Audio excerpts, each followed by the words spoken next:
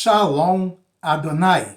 Eu venho neste dia trazer uma mensagem, uma informação que infelizmente a Igreja de Cristo, que deveria estar dando ênfase a essa mensagem, tem deixado essa mensagem de lado.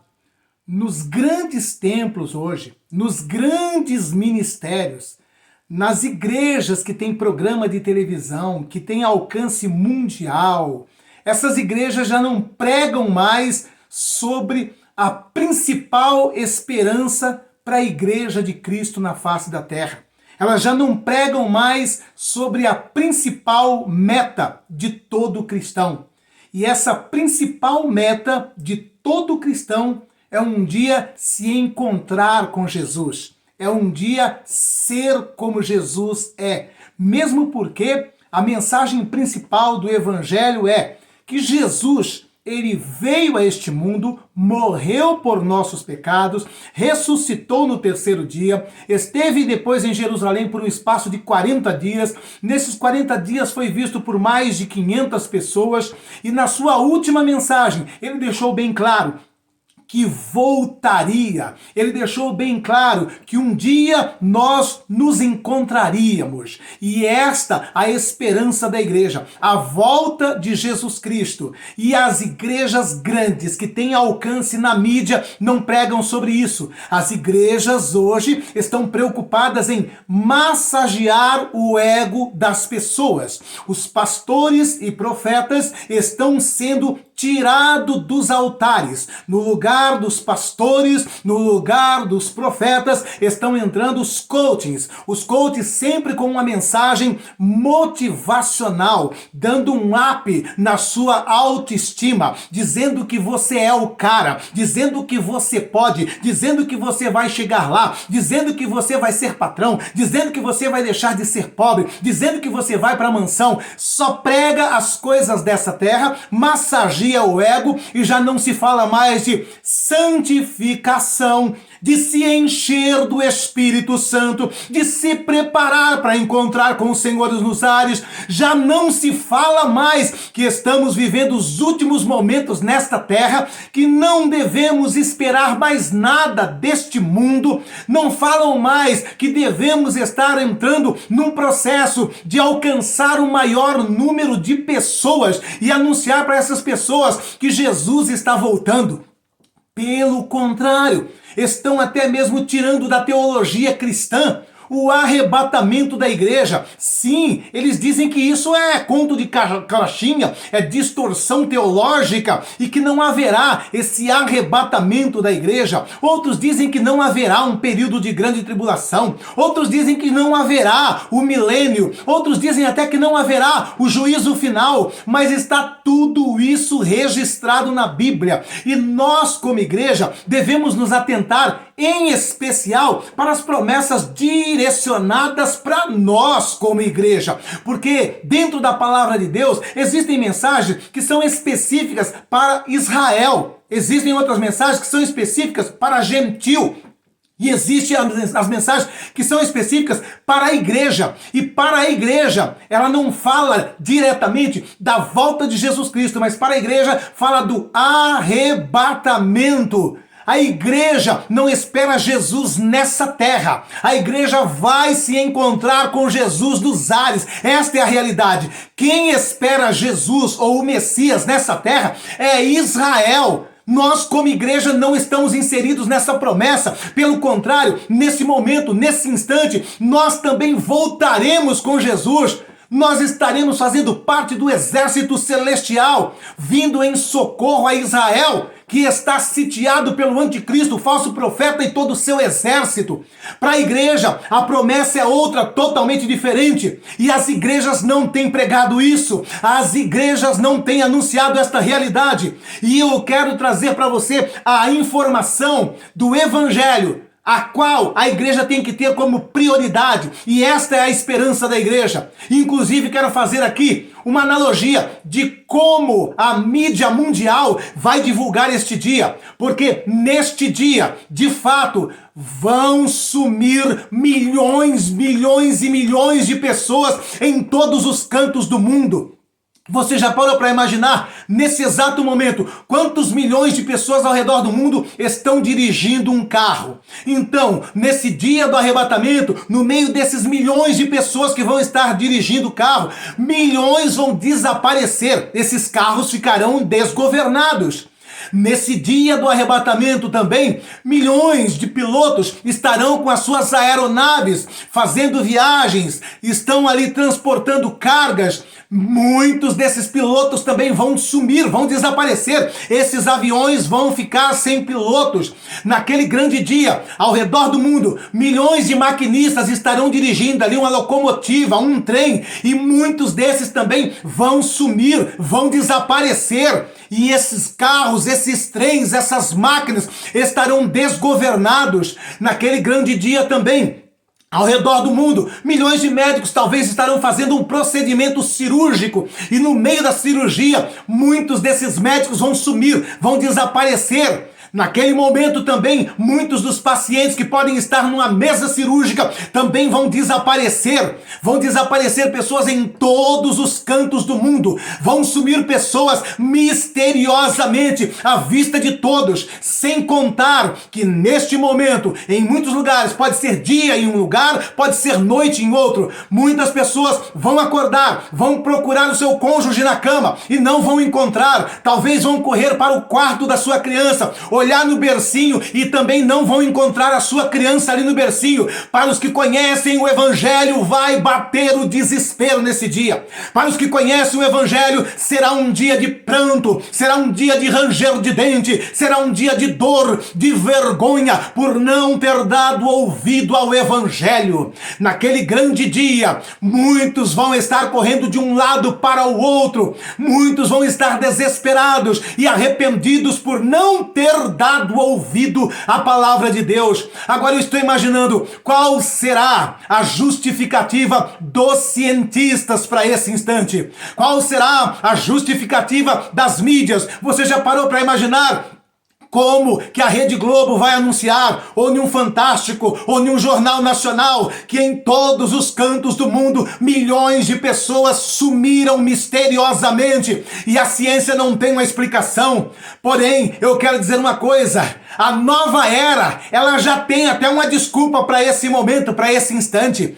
O pessoal da nova era, eles dizem que nós já estamos prestes a entrar na era de Aquário, e a era de Aquário será regida por novos líderes. Um desses líderes que a nova era apresenta se chama Maitreya. Maitreya vai entrar para reger a era de Aquários, porque a era de Jesus é a era de peixes, já passou, já acabou, e eles dizem que para que Maitreya possa governar, reinar, reger a era de Aquário, é necessário que muitas pessoas que atrapalham esse sistema sejam removidos dessa terra. E sabe qual é a explicativa da nova era?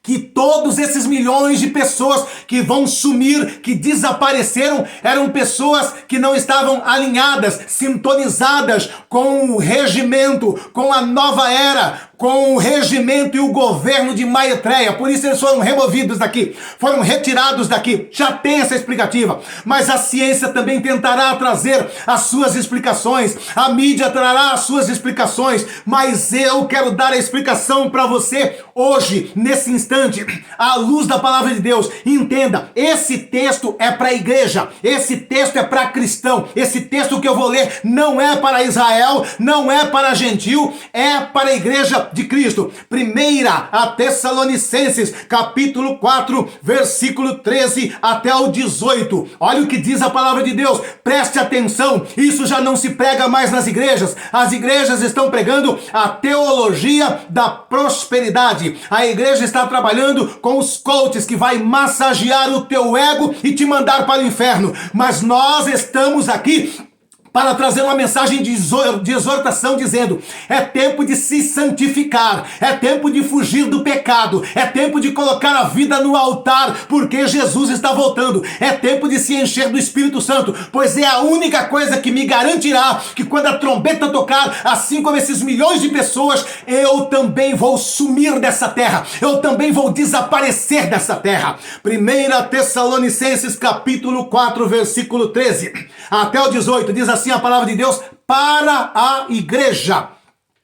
Não quero, porém, irmãos, que sejais ignorantes acerca dos que já dormem, para que não vos entristeçais como os demais que não têm esperança. Logo, eu e você como igreja, nós temos uma esperança. Aí fora eles dizem assim, olha, para tudo há esperança, menos para a morte, mas para nós que somos igreja, até para a morte há esperança, porque Jesus é a ressurreição.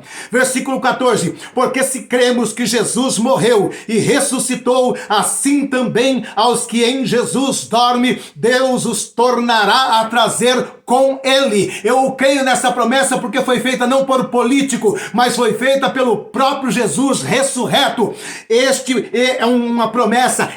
é uma promessa que é a prioridade da igreja de Cristo. Nós não servimos a Jesus para ter uma casa bacana num condomínio fechado. Nós não servimos Jesus para nos tornar um grande empresário. Nós não servimos Jesus para nos tornarmos milionários. Nós servimos a Jesus para nos tornarmos imortais, ter um corpo glorificado igual o corpo de Jesus, que acordou na manhã daquele domingo com poder e grande glória. Verso de número 15. Dizemos-vos, pois, isto, pela palavra do Senhor, que nós, os que ficarmos vivos para a vinda do Senhor, não precederemos o que dorme. Então fique tranquilo, o teu papai que porventura já descansa no Senhor, a tua mamãe que porventura já descansa no Senhor, a tua vovó, o teu tio que já descansa no Senhor, que já morreu, nós não precederemos ele. Antes mesmo de nós sermos transformados e sumir dessa terra e encontrar com Jesus nos ares, eles serão ressuscitados em um corpo glorificado. E depois logo nós, em fração de segundos também, seremos transformados. E num abrir e piscar de olho, nos encontraremos com Jesus nos ares, juntos, unidos, encontrando com ele nesse cortejo nupcial que é simbolizado através da representação do casamento de Isaac com Rebeca. Assim será o encontro de Jesus com a igreja. Verso de número 16.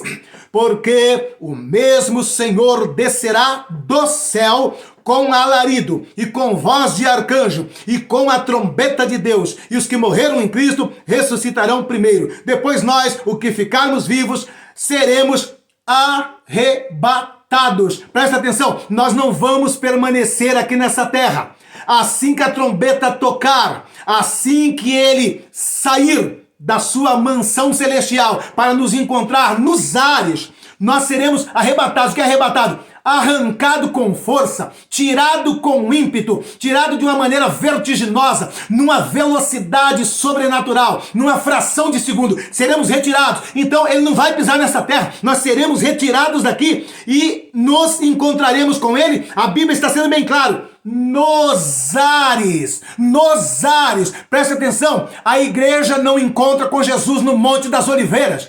Quem se encontra com Jesus no Monte das Oliveiras é Israel. Guarde isso. Quem se encontra com Jesus no Monte das Oliveiras é Israel. E isso se dará no final dos 7 anos. A igreja se encontra com Jesus no começo dos 7 anos. E não é no Monte das Oliveiras, mas nos ares. Não tem como distorcer esse versículo. Está sendo claro.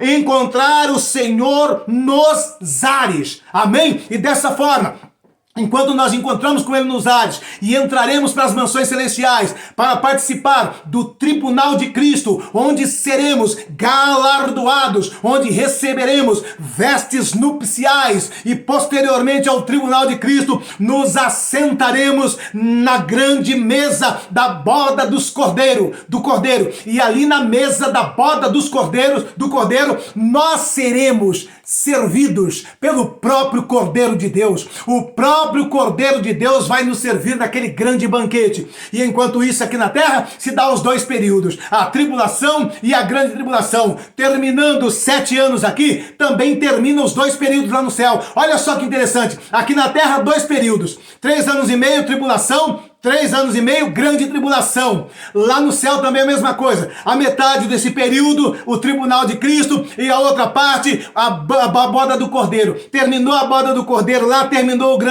os 7 anos da grande tribulação aqui. Jesus desce para vir em socorro a Israel. Aí sim, ele pisa no Monte das Oliveiras. Aí sim, todo olho o verá. Aí sim ele será visto por todos. Aí sim, ao tocar os seus pés no Monte das Oliveiras, o Monte das Oliveiras se fenderá. Portanto, eu e você, como igreja, aguardamos esta promessa. Eu não espero Jesus no Monte das Oliveiras. Eu não espero Jesus pisando nessa terra. Eu espero Jesus me arrancar através do Espírito Santo dessa terra para me encontrar com ele, segundo a palavra de Deus que está escrita aqui em 1 Tessalonicenses 4:17, para encontrar com ele nos ares. Há uma grande diferença no monte e nos ares. No monte, Israel; nos ares, a igreja. Você é a igreja? Se prepare para esse instante.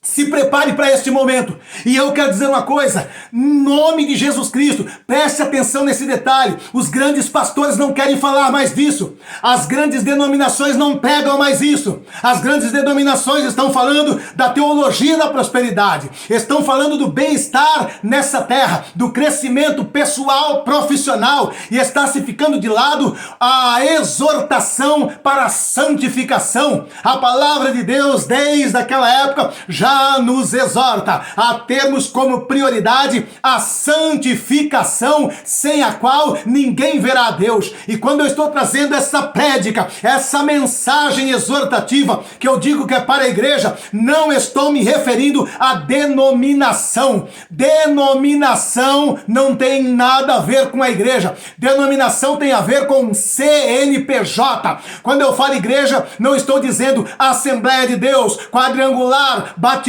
Congregação Cristã do Brasil. Eu estou falando da igreja como corpo místico de Cristo. A igreja que é composta de homens e mulheres que têm guardado os ensinamentos de Jesus. Olha só, a palavra de Deus não diz que Jesus vem buscar a Assembleia de Deus, que Jesus vem buscar a congregação, que Jesus vem buscar Quadrangular, que Jesus vem buscar a Batista. A palavra de Deus diz que ele vem buscar um povo zeloso e de boas obras. É isso que nós temos que trabalhar para nos tornarmos zeloso pela doutrina bíblica e com boas obras, porque a fé sem obra, ela é morta. Então, em nome de Jesus Cristo, se atente para esse detalhe. Estamos vivendo os últimos momentos e eu quero crer que você está ouvindo essa mensagem para que nesse grande dia você não tenha possibilidade de ouvir essa notícia na Globo, porque vai ser triste para quem ouvir essa notícia na Globo. Olha, estamos entrando em edição extraordinária para anunciar que em todos os cantos da terra estão sumindo misteriosamente milhões de pessoas, inclusive até mesmo em situações atípicas. Pessoas que estavam sendo veladas dentro de um caixão,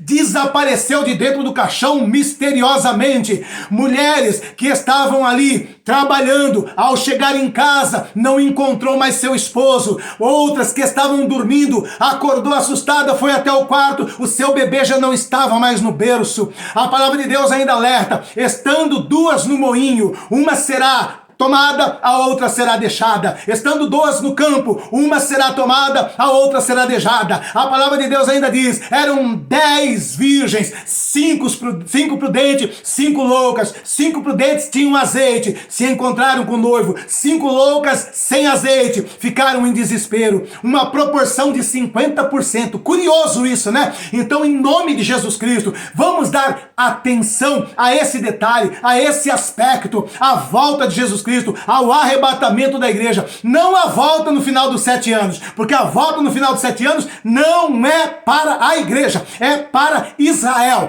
Para a igreja é o arrebatamento. E que você não esteja aqui nesse grande dia para ouvir no Jornal Nacional, para ouvir no Fantástico, para ver pelo YouTube pessoas assustadas, em pânico, chorando, porque você que vai ouvir essa notícia pela internet ou pelo Jornal Nacional, para você será triste também, porque será uma confirmação de que você não foi arrebatado. Amém? Então, em nome de Jesus, vamos estar fazendo a nossa parte. E falando em fazer a nossa parte, uma ordem que foi dado a todos, não é a pastor ou a evangelista, mas a todos é essa: ide por todo mundo, pregai o evangelho a toda criatura. Então, em nome de Jesus, meu irmão, em nome de Jesus, minha irmã, nós temos como prioridade fundamental compartilhar a salvação a todos os seres humanos, seja onde moramos ou até os confins da terra. E nós estamos fazendo isso.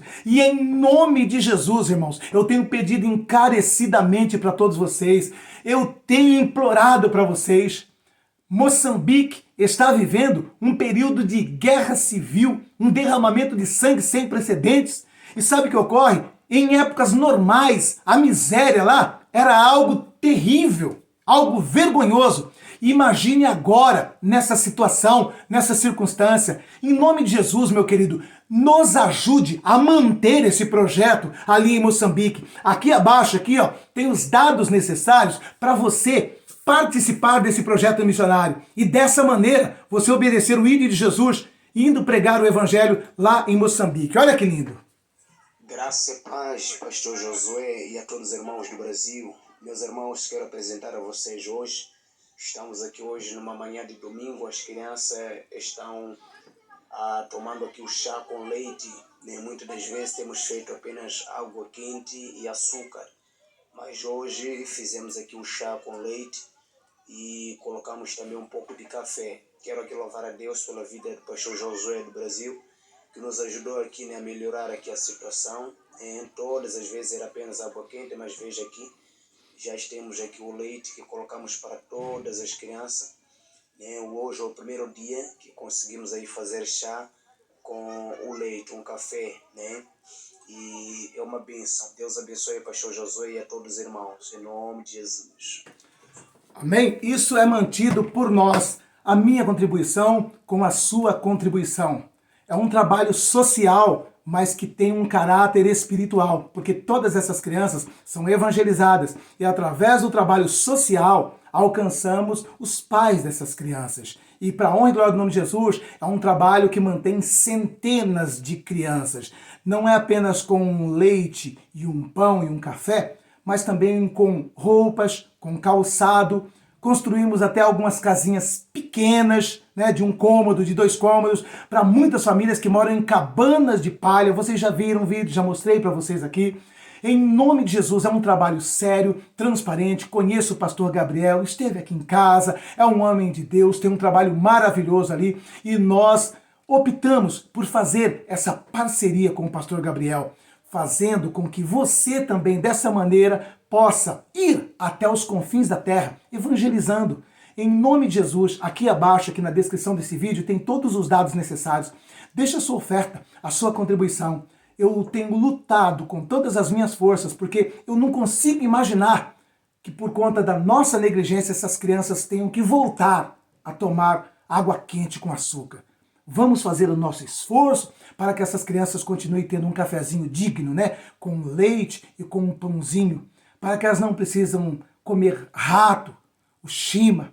Em nome de Jesus, se o Espírito Santo de Deus tem tocado em teu coração, deixa a sua contribuição para o nosso projeto ali em Moçambique. Amém? E eu oro por todos vocês que têm contribuído, que têm ajudado, e tenho certeza que a palavra de Deus se cumprirá em sua vida. Aqui nesta vida, aqui nesta terra e também no porvir. Porque no porvir, Jesus mesmo vai te agradecer. É Jesus que vai dizer para você: eu tive fome e você me deu de comer. Eu tive frio e você me deu de vestir. E se você questionar, ele vai dizer: foi quando você contribuiu com aquelas crianças lá em Moçambique. Isso Jesus mesmo disse ali no sermão escatológico de Mateus, falando que naquele grande dia seria dessa forma, E que quando ele dissesse para alguns, eu tive frio e você não me deu de vestir, eu tive fome e você não me deu de comer, e esse alguém perguntasse: mas quando foi isso, Jesus? Jesus vai dizer para essas pessoas: foi quando você não atendeu o apelo para ajudar aqueles pequeninos que passavam fome e que passavam frio. Você deixou de fazer para mim aquilo ali. Então vai ser muito gratificante. Primeiro, pelo aspecto espiritual, de saber que essas crianças também estarão no céu junto conosco, seus familiares também. E segundo, por esse aspecto, que nós vamos ouvir da boca do próprio Jesus: obrigado, meu filho, eu tive fome e você me deu de comer. Então, esse é o momento, é uma oportunidade que você tem de fazer a sua contribuição, o seu gesto de amor, e naquele grande dia ser lembrado pelo próprio Jesus. Já parou para imaginar que coisa linda? É isso que é muito mais gratificante do que qualquer retorno financeiro e econômico. É bem verdade que vem. Deus também multiplica. Deus também dá uma restituição, mas o mais glorioso no ato de contribuir, de ajudar o necessitado, eu creio que é esse momento, quando nós vamos ouvir da boca do próprio Jesus, naquele momento, quando ele estiver ali talvez servindo-nos na grande mesa da boda dos cordeiros, dizer isso para nós, né? Obrigado, meu filho. Quando eu tive fome, você me deu de comer. Está aí a oportunidade que Deus está deixando para você. Amém? Aqui abaixo, aqui, ó, todos os dados necessários. Um beijo no teu coração, uma semana de vitória e lembre-se disso, tá? Nunca deixe faltar o azeite na tua lâmpada. Como diz a palavra de Deus, em todo tempo sejam alvos os teus vestidos e nunca falte o óleo sobre sua cabeça. Esta é a recomendação máxima para a Igreja de Cristo. Um beijo no teu coração.